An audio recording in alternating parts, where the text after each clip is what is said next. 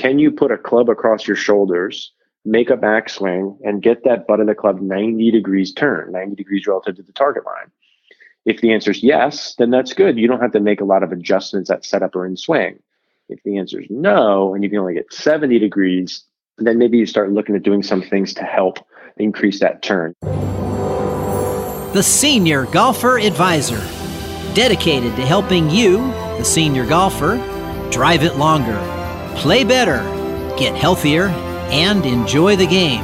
I'm your host, Dean Davison. Let's get started.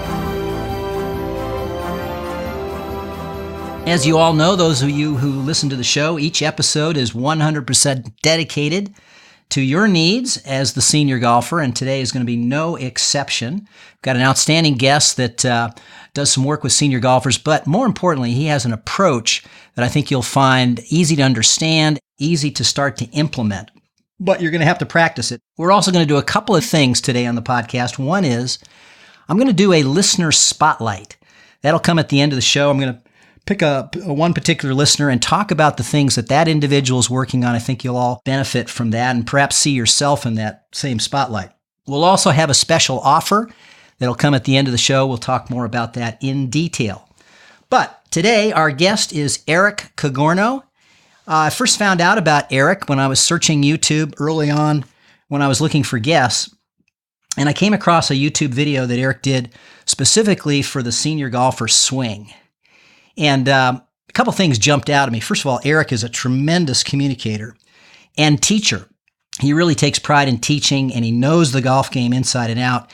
And he also showed insight about what can help the senior golfer in their swing. And it wasn't just a tip-based approach. It was actually a model approach for a senior golfer to do in their full swing. And what I found particularly intriguing about it, boy, I've seen thousands of videos and have literally through my lifetime seen hundreds of golf coaches work. And Eric was saying some things that I'd never heard before. And I found it very intriguing because those were things that could help senior golfers. It wasn't just a cookie cutter approach for a senior golfer. This was something he'd thought about and put some effort into how senior golfers can learn it. Eric, welcome to the show. Yeah, thanks, Dean. Thanks for the intro there, and thanks for having me. I'm looking forward to the chat today. Outstanding. And Eric, just for the viewers real quick, where are you located? So we're in Bethlehem, Pennsylvania. For those not very familiar with Pennsylvania, that would be roughly an hour outside of Philadelphia. And the weather's getting probably a little chilly, I would imagine.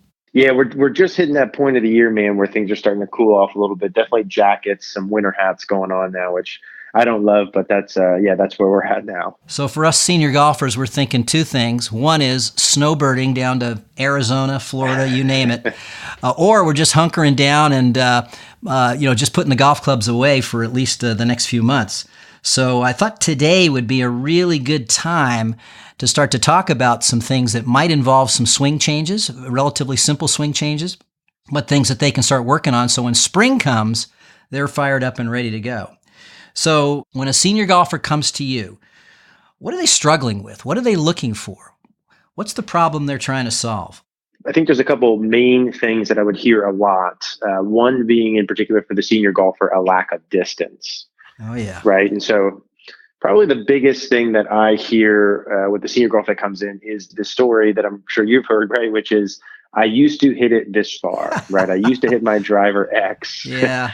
Used to hit my 9-iron, let's say, hey, I used to hit my driver 260. Now I only hit it 200. I really want to get that distance back. Right. That's a very common, I would say probably the most common thing. And then of course you have the normal things in terms of, hey, I'd like to hit the ball more solid, would be another big one, but definitely distance being the most common factor. All right.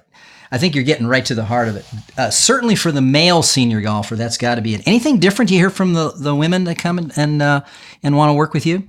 I think the motivations are typically the same, Dean, in terms of solidness of contact and overall distance. I think the underlying motivation for a senior woman golfer relative to playing with her friends or maybe playing with her husband compared to the male golfer, I think, the male golfer always has the macho man approach. I think usually the senior female golfers, usually their motivation is more around fitting in, not sticking out, making sure they play fast enough, those sort of things. But I'd say the solidness of contact and the distance still being the root of the things there. Great. Well, as we're talking today, let's keep both the women golfers and the men golfers in mind. Maybe if there's any distinctions there, we can call that out. Got it.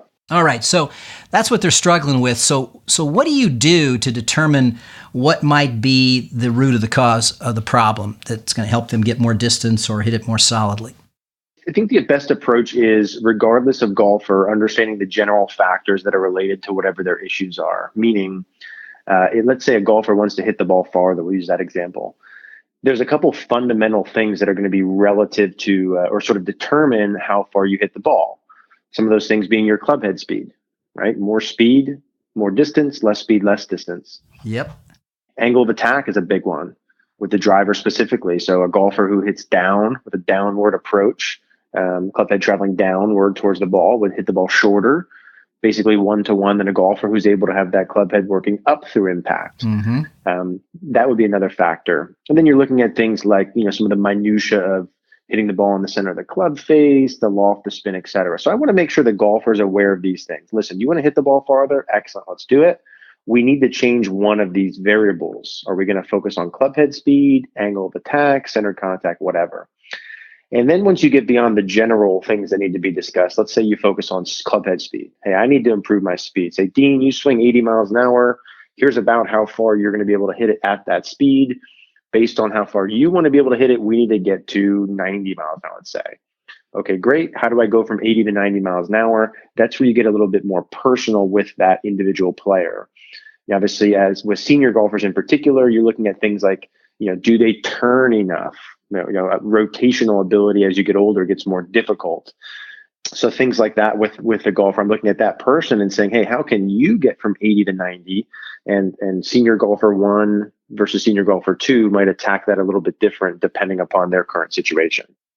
Excellent. Well, I like the fact that right off the bat, you're trying to understand what's unique about them, what's unique about their need, their problem, and also what's unique about their ability and body capability to perform that. So let's just keep going with this on the hitting it further. And I guess we're primarily talking about the driver, right? Or are we talking about all clubs here? Probably primarily driver. Okay. So let's zero in on that first. You've determined that their club head speed is not going to get them anywhere the kind of distance that they used to hit when they were younger. So where do you start? Do you do a little bit of a body test? Do you just start working on some things that are going to help with more speed? How does that work? So I would say that the process typically works like we would funnel it down into one of those two decisions, saying, hey, if you want to hit the ball farther, either we need to improve your speed or improve your angle of attack. I'll preface that with, I will changing the angle of attack is the easier of the two routes to take. Okay. It requires changing club head speed usually requires work. Changing angle of attack requires adjustments. Okay. So that angle of attack change could be something as simple as ball position more forward. That could be more tilt at address. That could be some little tiny adjustments in swing. Club head speed is usually like, you need to turn a lot more, right? You need to shift a lot more. You need to swing way longer. Things that are more exaggerated, certainly doable, but more exaggerated. So I would always try and change the angle attack first. That's the easier of the two. And to scale that, Dean, let's say you swing the club 80 miles an hour. And you normally, if the listener could imagine the club head traveling very far down into the ball, on the TrackMan we have, that might report something like a 5-degree downward angle of attack. 5 degrees doesn't matter, just it's a lot down. Yeah. Let's say you're able to change that from a lot down to a lot up. Let's say 5 degrees up. You were 5 down, you got to 5 up. You didn't change your club head speed at all. That could be like 20 yards. Awesome. Like that one, same club head speed, not a lot of effort, 20 yards. Now, to get that same 20 yards in terms of increasing club head speed, you'd have to do a bunch more work. When you want to change club head speed, you've got two options to take. You can do it from changing swing mechanics, that'd be option A, turn more, shift more, etc. Or you can do it through learning how to swing an object faster, which could include things like you training in the gym, doing super speed things, making your body able to swing faster. Those are the typical routes you take. Well, okay, so let's go into this a little bit further, because a lot of seniors that I know you think, you make the assumption, hey, they got more time, they're retired, some of them. They got more time, they got perhaps a little more disposable income they can use. And you'd think they'd want to take a little longer route to get better. But I've found just the opposite. What they really want to do is they want to play golf better tomorrow. And they want to play golf without going through a lot of changes because, change can be difficult as we get older sometimes. And they certainly don't want to impact their ability to win that $2 Nassau that they play for bragging rights at the end of the round. So they're looking for something that's quicker fix. So let's talk about that first, but I definitely want to go back to the other one that's more sustainable. Sure. So ball position, tilt, and swinging upward. What sort of challenges do you run into for a senior to be able to do that from a physical or, let's say, body restriction standpoint? I think the setup pieces are pretty easy to accomplish, meaning the ball position being more forward and having tilt. So like as a scale, if someone stood straight up and down, they put their arms to their side and they made their right shoulder go lower, their fingers of their right hand should get just below their right kneecap. Okay. That would be like a good usable little test to do. Fingers of your right hand just below your right kneecap. I'm standing here doing that right now. Okay. So that now if that for you feels like a lot of tilt, right? If that's like, whoa, that feels like a lot of tilt. You probably don't have very much tilt, and that could be costing you distance in terms of angle of attack. Yeah. So those sort of things I don't see a lot of physical issues with doing, other than the biggest issue with golf, senior, young, somewhere in the middle, is the willingness to do something new because it feels weird.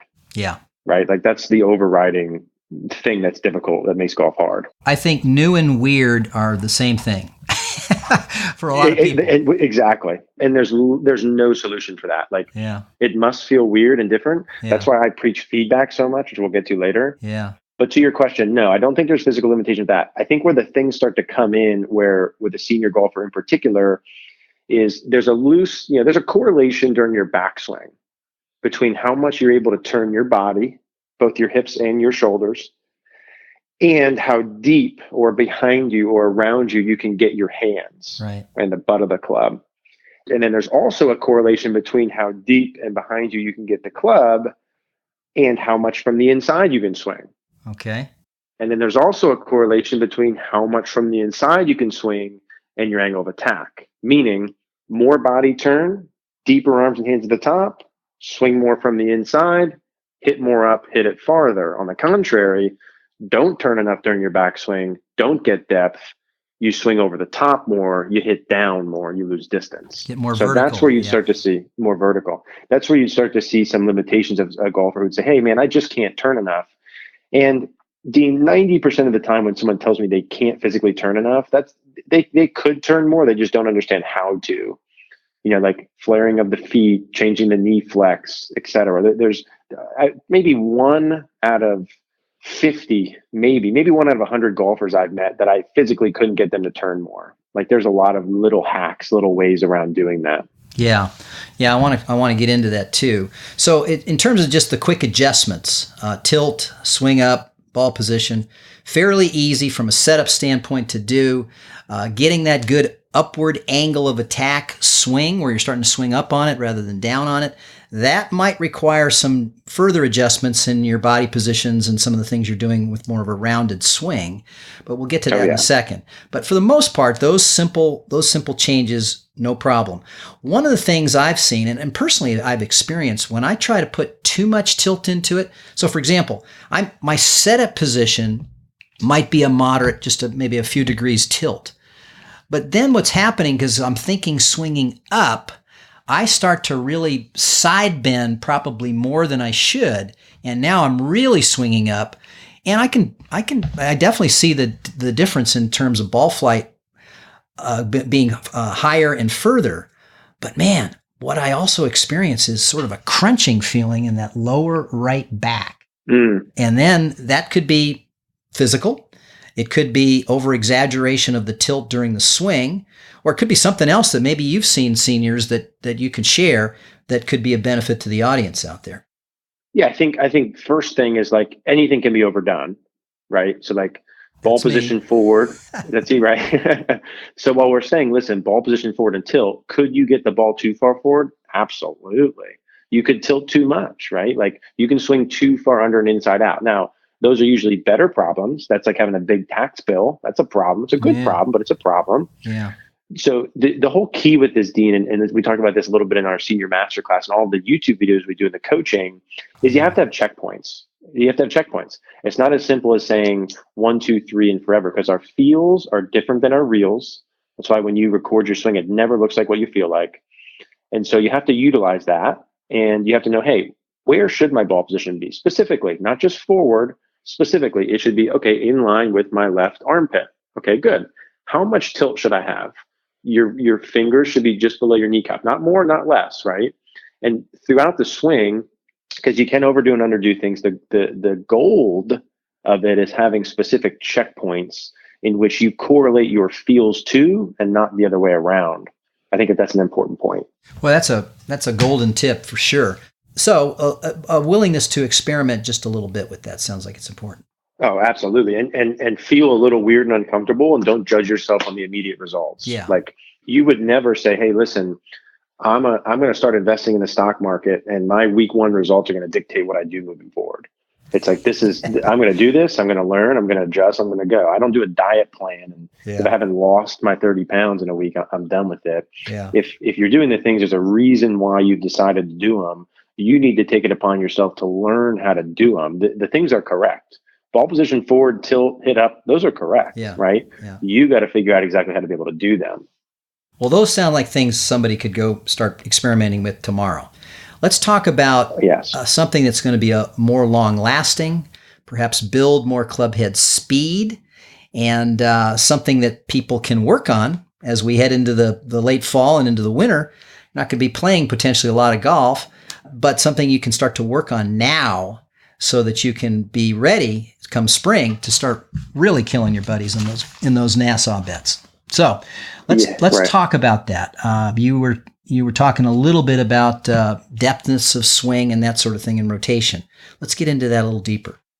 Yeah. So in terms of pure swing mechanics, right? Like what I would do, I mean, the main thing to do is you should work with a coach. Like that's ideal number 1. So if let's have that be a thing, right? You should work with someone who helps you point you in the right directions. I just left a tax meeting with an accountant so that they could push me in the right direction of what to do, right? I'm not going to guess on these things. So that would be ideal. Beyond that phase, you identify what are the 1, 2, or 3 maximum biggest things that I can do to be able to improve my swing. And those same 1, 2, or 3 things are your priorities until you get them. There's not a new tip next week. It's not a new thing the week after. It's 1 or 2 or 3 things all the time. Now, for the senior golfer to increase distance, what those things would include outside of the ball position being forward, the tilt we mentioned, would be really testing and seeing the backswing turn. So during the backswing as a stock model, you would hear things like turn your hips 45 degrees and turn your shoulders 90. And that's cliche because it's true. Like that would be a good mark to do. Can you put a club across your shoulders, make a backswing, and get that butt of the club 90 degrees turn, 90 degrees relative to the target line? If the answer is yes, then that's good. You don't have to make a lot of adjustments at setup or in swing. If the answer is no, and you can only get 70 degrees, then maybe you start looking at doing some things to help increase that turn. You want me to go over what some of those things are? Yeah. The key here is you're not trying to turn your hips against your shoulders against your hips. Okay, you're not trying to do this X factor thing where like how far can you turn your shoulders and hips. You want to turn your whole body. So let your belt buckle. Right? Let your belt buckle turn away from you, sort of away from the target. Let your left heel come off the ground if it does. That's fine. Your left knee can kick in some. That's preferable. All the great golfers did that before they were taught out of it. Yep. Belt buckle can go behind you. And let yourself do kind of whatever you need to do to get a full 90-degree shoulder turn. Yeah. Good distinction. I'm glad we went into that a bit. So everybody can just do that at home in a mirror and see what their ability to rotate is. Okay, so now we're at that stage where we can't turn 90 degrees. We're at 60, 70. What happens next? Yeah. So 90% of the people who can only get to 60 and 70 haven't done what we just said. They haven't actually lifted their left heel. They haven't let their left knee go into the belt buckle. And that's an important distinction, Dean, because literally that's real. Like they haven't actually done what we just said. You need to allow your left. You gotta allow your lower body to turn enough to turn your upper body. Now, the 10% of people who have actually done that and still can't turn enough, which I would be skeptical. I would want to see that because I just got done saying probably 1 out of 100 that's true for. Mm-hmm. Then they would make some adjustments, which would include potentially closing their stance line. So kind of pulling their right foot back, Mm-hmm. right, would be one potential option. That allows you to turn your hips more so you can turn your shoulders more. You can play around with flaring your right foot. So imagine your right foot kind of was like a duck foot and kind of ducked out 15, 20 degrees to the right. That would potentially be another option. So that's trail foot for a right-handed golfer, opposite for a left-handed golfer. Correct. Yeah. Yeah. So they can start playing around with that a little bit. And in a sense, they're almost preloading their rotation through their setup. 100%. Yeah, you want to stack as many things in your favor at setup and during the backswing and get turned as much as you can. If your new problem was you got too much rotation and too deep, I mean, you're a 0.01%er. Like those would be great problems to have. Well, I'm glad you said that most people, if they just do the simple things that have been done by great golfers in the past, such as allowing that lead heel to lift a little bit, have that knee kick in a little bit towards the center, allow their whole body to turn, not just their upper body. That, I think, is freedom for any senior golfer to know that it's okay. Unfortunately, that's not really how it's being taught by many golf instructors today, and it's certainly not what all the pundits and all the analysts that you see on the golf tournaments are saying you should do.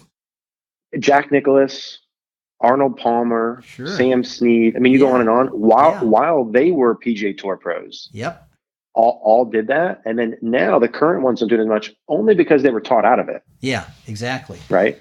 A senior golfer is not going to swing and move their body like Dustin Johnson.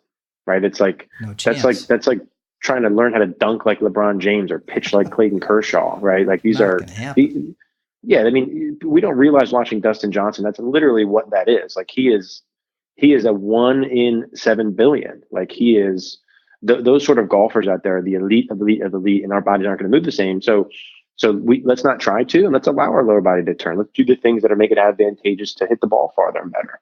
What trips up seniors the most as they start to work on some of the things that are more long lasting, getting that better turn? What gets in the way? What are some of the obstacles you see?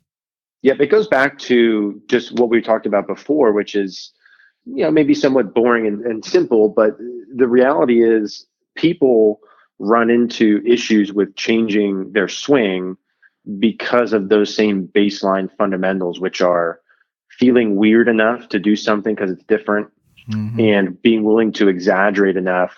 And then the second part is if we fundamentally agree that when you record your swing, it doesn't look like what it feels like, then when you go to hit balls, if you try a tip, let's say turn more, John, and get your hands deeper, and they do that and they hit that first or second ball poorly, they assume that thing was incorrect. When in fact, they have no idea if they actually did it correctly or not. Yeah. They're going based on their feel, not their real. So it's imperative that you have enough feel. If you're going to go through the process. Now, sometimes, Dean, I can tell someone, hey, turn more, swing deeper, and right away they hit it much better. Like that happens often, right? Yep. Sometimes it is that simple.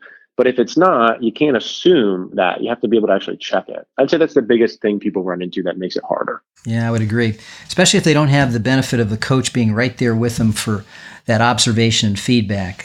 Even though they're recording it, they still may not trust what they're seeing even in the recording. Exactly. And people want, instant gratification. So if you don't see results immediately, you start to panic.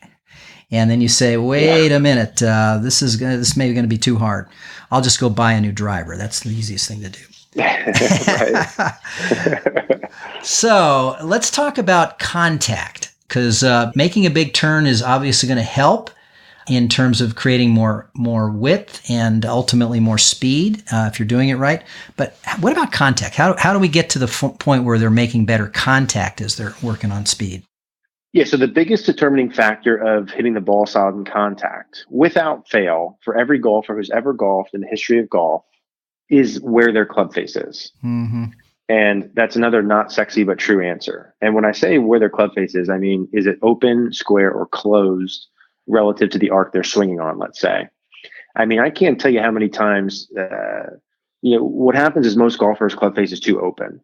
right? That's the error. There's some golfers who are too close, but most of them are too open at some point at setup, during the backswing, or downswing. And then there's literally 2,597 million errors that can come up after that to fix it. That's all? I thought there were a lot That's more. it. I mean, there's only a couple of them. There's only a couple. And then what you see a flip. You see a hang back on the right foot. You see a chicken wing. You see an over the top. And then the golfer sees that and they try and fix that. They think that's their root problem. The problem is that's not their root problem. They did that as a fix subconsciously to fix that open club face. I mean, I'm not over exaggerating when I say 75 to 80% of all swing errors come from a club face that's in a bad position. And that could be grip, wrist conditions, form, rotation, etc. So meaning like the answer to what do you do to have good contact if 80% of things happen because of face is you have to make sure the face is good first. So you're talking face at impact, right? Good contact, face at impact. Face throughout the swing, really. Face throughout the swing, really. Yeah. All right. So yeah, I mean, let's face it. You know this. You have a lot of YouTubes out there. If you put anything that's got the word slice in it, I'll bet you get a disproportionate amount of views on it. Because that and maybe distance, those two things. Yeah, because if I walk up and down the range and I look at 10 senior golfers and I watch all those senior golfers hit the ball, at least 7 out of 10 miss to the right if they're a right-handed golfer. At least that's conservative. That's a ton. So let's talk about some things that can be done simply and maybe some things that take more work to get better club face control essentially throughout the swing. It's set up all the way through it. Yeah. So you ready for some more sexy stuff here, Dean? I know the audience are bated breath here. So keep it simple, Eric. Keep it simple. Yeah. Keep it simple. I got simple coming. It comes back to the same thing, right, Dean? If you said, hey, Eric, I want to lose weight. What do I need to do? You do two things. It's food, it's nutrition, and working out, right? Like that's it. And then there's just minutia within that. So the club face part is grip, first and foremost, right? Having a grip on there that's neutral to strong, which I would define as you look down or look in the mirror as the V's created on both your hands between the thumb and the index finger should be at your trail collarbone at minimum. So at your collarbone or towards the right shoulder would be neutral to strong. Okay. That'd be part one. That'd be like level checkpoint one. Checkpoint two would be during your takeaway when the club first gets parallel to the ground and you look at the leading edge of the club. Probably a lot of senior golfers were taught growing up to get to toe up, right? Yes. It was like toe up, toe up. Yeah, I was one. And me too. And the reality is toe up is wildly open relative to the arc you swing on. How you would prove that is if you had a club and you put it kind of down on the ground. If you had like a hula hoop or a little circle, you put the club on and you take that club and you ride up that hula hoop or that PVC pipe and that rail and you get the club to toe up and you bring that club back down the impact without rotating it. It's literally like 45 degrees open relative to the arc you're on. So that's a problem. Your club face, the leading edge at first parallel should be tilted down, angled downward, no less than 20 degrees, let's say. It shouldn't be toe up. It should be tilted down some amount. That'd be checkpoint two. Now you have a strong grip and you've got the face tilted down. Now that's 80% of it, Dean. If you can get those two pieces in place, your odds of success are extremely high. If you want further from there, then by the top of the backswing, there's really two checkpoints. Number one is where your left wrist and right wrist would be. Again, as a right-handed golfer, so lead and trail. Your lead wrist or your left hand as a right-handed golfer should be flat or bowed, flexed, whatever, some amount to have a club face more square. And importantly, a lot of golfers don't think about is your trail hand or your right hand. Right. As a right-handed golfer, your right hand should be bent back or in extension a lot. Almost like you're holding a pizza plat. Yeah, exactly. Like that angle between the back of your hand and forearm. Yes, it should be bent back. If you're more towards flat you are, the more open the face is. Now, if you get those three in line, you're in good shape, but you're not in the clear. You could have that really square and then you open it on the way down from losing those wrist angles or you're adding supination of your trail arm. There's forearm angles, etc. So you have to make sure in transition you get the face more square, which would be those same wrist angles, kind of your right palm away from the target, those would be sort of the quote unquote simple, right, checkpoints you would look for. Yeah. So you have to do less rotation of the arms to square it up that way, it seems. Exactly. you're just naturally through your turn, you're going to square it up if you're holding those angles. Is that right? Yeah, that's right. And more importantly, these are examples of things for a golfer specifically who has an open face. Yes. Right. So which almost everybody does. Going back to that toe up, one of the things that I was taught is that you take it back at that midpoint, meaning club is parallel to the ground, and it's essentially pointing away from the target, and the toe is up to the sky, and the club face is sort of perpendicular, or certainly straight up from the ground. So, and then when you turn your body back 90 degrees and put the club down, the club is still square. So that was how it was taught to me, and it seemed to make a lot of sense. But I was having so much trouble squaring it up, and now I understand why. It wasn't square to the arc. It was square to something else that had nothing to do with the swing arc. Key point. Exactly. Okay. So that's definitely going to help. What about those that might overcook it a bit? Me being one, with that sort of technique where it's a little more bowed or a little flatter, you're overcooking it, seems like, and I'll hit a little, I'll hit some pull draws. Not pull, but I'll hit some drastic hooks. What's going on there? So, yeah, then you're talking about release pattern, rotation, and swing direction. Mm-hmm. And what I mean by that is, like for you, I would with you look at someone like Dustin Johnson, just in terms of club face angle, not body motions. And right. Say, yeah. Right. Exactly. So he's super shot, super bowed, yet he hits a fade. Yeah. Right. So how does he do that? Well, he rotates really well. He has his handle well forward. Right. There's going to be different release patterns to match it up. Now, the bonus of that is if you can do that, you can be an elite world class ball striker. If you've got an open face and you play like a flip roll, you'd be more like Patrick Reed, which is like, cool, you win the Masters, you hit it good, but not world class in terms of your ball striking, not as good as you could potentially be. Yeah. Well, back to seniors, which we'd like to be world class in our local club tournament at best. But and I think I saw this in one of your videos where you were literally saying that most seniors, in fact, probably all seniors, can't really do a good body rotation, something like a Dustin Johnson does, to be able to keep that club face from closing too much and kind of swinging that club more on an inside arc. So one of the things I've seen you recommend is the swing direction changes. At this point, I stopped the interview with Eric on his approach to the senior golfer model swing. We'll pick this up again in episode 014, where we talk about swing direction in the downswing for better ball contact and the follow-through. We resume the interview with Eric, asking him about a video instruction series he has for senior golfers that covers the specific principles that he's laid out so far. You have a video series that actually teaches you how to do all of that. I'm talking about the whole process of getting your backswing right, getting your setup right, and getting your follow-through right. Yeah, so we have a senior master class is what it's called. We develop these video training programs, and one of them is a senior master class specifically designed for the senior golfer. Yeah. More or less doing what we're talking about now. All of those we have a bunch of different video series designed to fix a certain problem or help a certain player. They're usually 15 to 20 videos, very easy to follow, step by step, give you practical checkpoints. The senior masterclass we've had a lot of success with.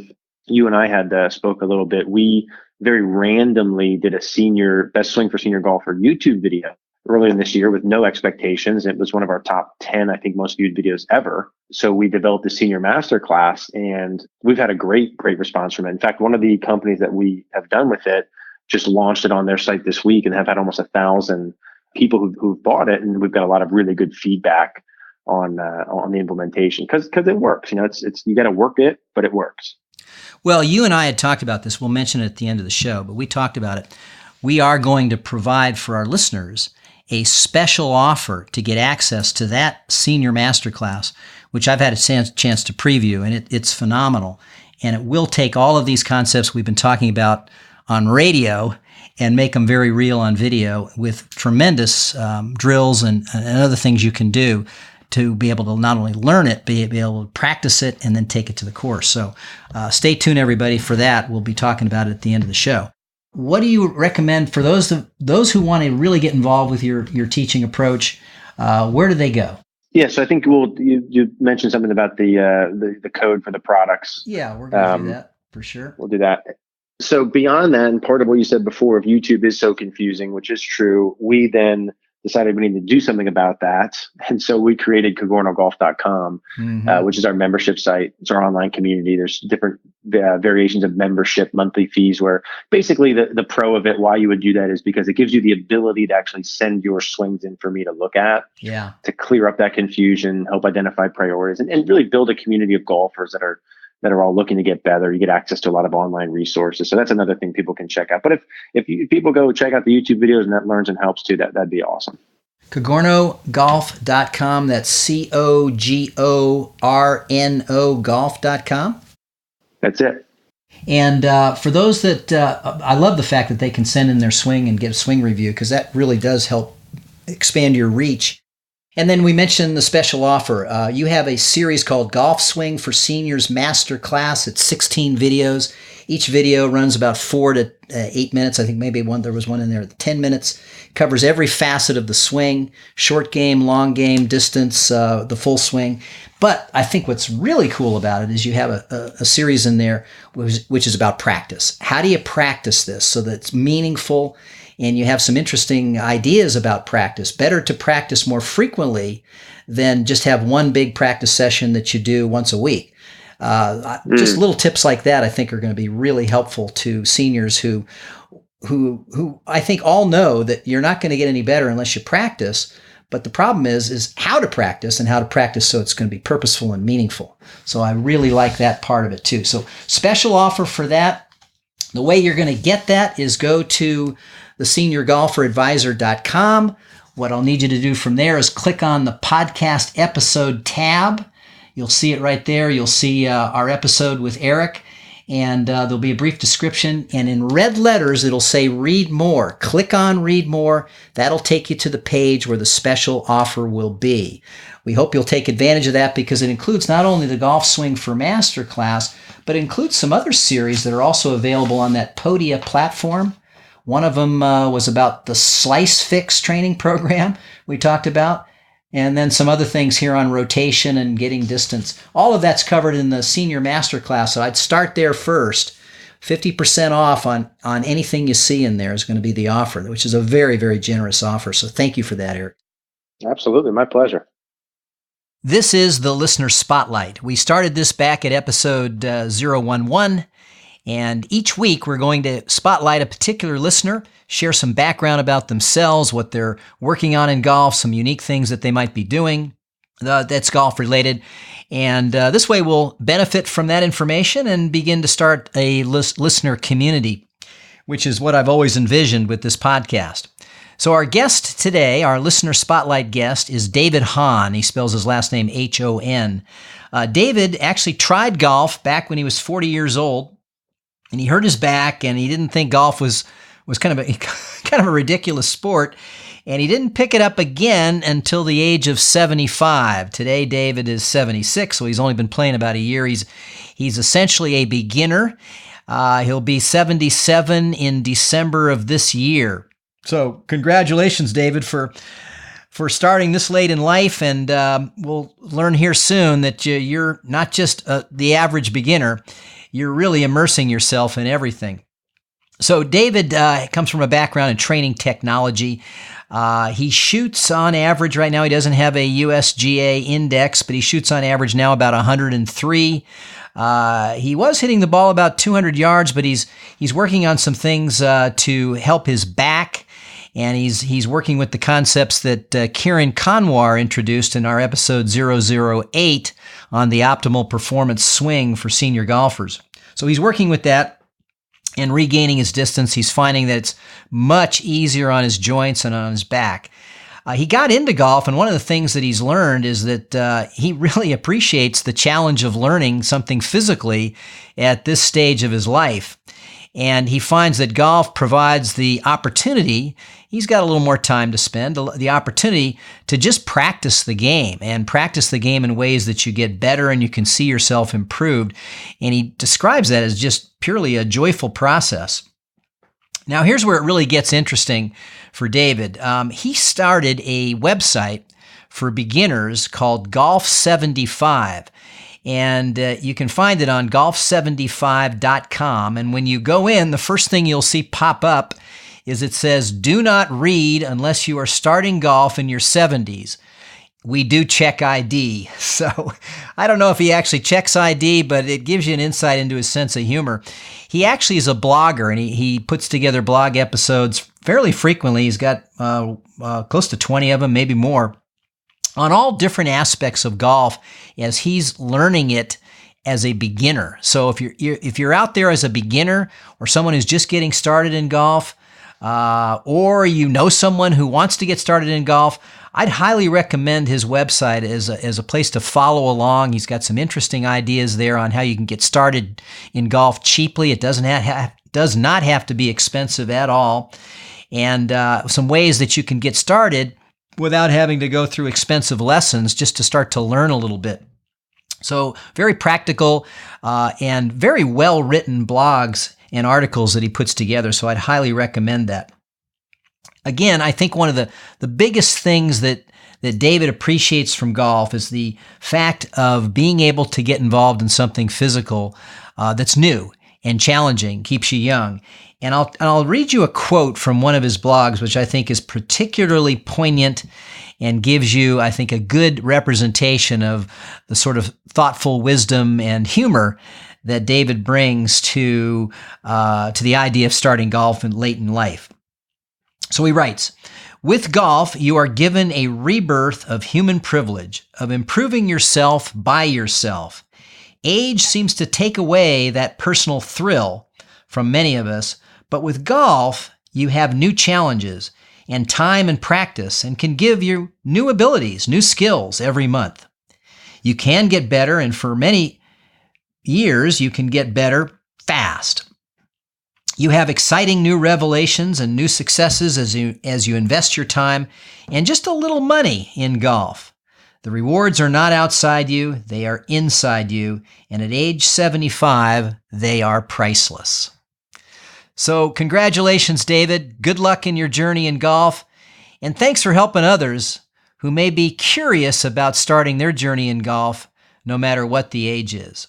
For the rest of you, if you'd like to be part of the Listener Spotlight, just drop me a note in the Contact Dean page. Give a little background about yourself, and then I can reach out to you, get some more information, and spotlight you on a future episode. So for now, that wraps up our show for this week. Always remember to enjoy the game, but always keep swinging. Thanks for listening.